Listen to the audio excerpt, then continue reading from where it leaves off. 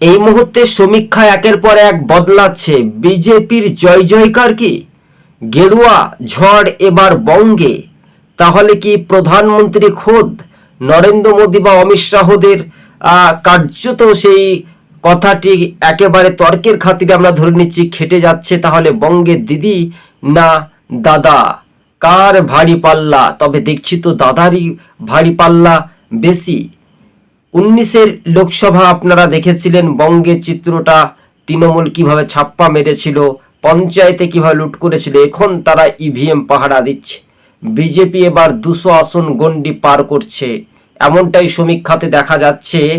এমনটাও হতে পারে, কিন্তু এবার তৃণমূলের ঝুলিতে সম্ভবত 60টি আসন, মানে 60। তবে এবং অন্যদিকে কংগ্রেসও কিছুটাও ভালো ফলাফল করছে। বিগত রাজনৈতিক থেকে তারা কিন্তু শূন্য হাতে ফিরতে হয়েছিল 21-এ।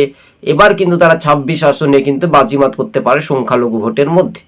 অন্যদিকে সিপিএম বা অন্যান্য জোট মেলে তারা কিন্তু রীতিমতো 8টা আসনে কিন্তু এগিয়ে থাকার সম্ভাবনা বেশি।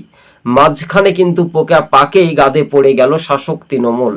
তবে এই সমীক্ষা দেখে আপনারা কি বুঝতে পেরেছেন কিছু তথ্য বিশ্লেষণ করে? আর সেটাই বঙ্গের রাজনীতি চিত্রটা একটু পাল্টাচ্ছে বা বদলাচ্ছে। তৃণমূল বুঝতে পেরেছে যে এবার তাদের কিন্তু হার কিন্তু নিশ্চিত হয়ে গেল। তাহলে কি পরবর্তী মুখ্যমন্ত্রীর পদপ্রার্থী হিসেবে শুভেন্দু অধিকারীর নাম কিন্তু শীঘ্রই খুব ঘোষণা হচ্ছে বঙ্গের রাজনীতিতে। এবার কিন্তু একটা নতুন সমীকরণ বদলাচ্ছে দর্শক বন্ধুগণ। তাহলে তৃণমূলের হার একেবারে নিশ্চিত। তো আপনাদেরকে আরো একবার জানিয়ে রাখি, সম্ভবত বিজেপি 200 আসনে এগিয়ে কিন্তু জয় ছিনিয়ে নিচ্ছেন শুভেন্দু অধিকারীর নেতৃত্বে। অন্যদিকে তৃণমূল 60টি আসনে এগিয়ে থাকতে পারে, সম্ভবত কংগ্রেস 26টি আসনে এগিয়ে থাকতে পারে, সম্ভবত পেতে পারে, এবং বাম জোট বা আইএসএফ মিলে অন্যান্যরা তারা 8 আসনে এগিয়ে থাকার সম্ভাবনা বেশি। টিভি সকাল ইউটিউব চ্যানেল আপনারা দেখতে পাচ্ছেন, আপনাদের সঙ্গে যে সার্ভে রিপোর্টগুলো তুলে ধরছি সেগুলো কিন্তু একেবারে প্রত্যক্ষ বা পরোক্ষভাবে মিলে যাওয়ার একটা চান্স বা 100% দেখার একটা আগ্রহ বা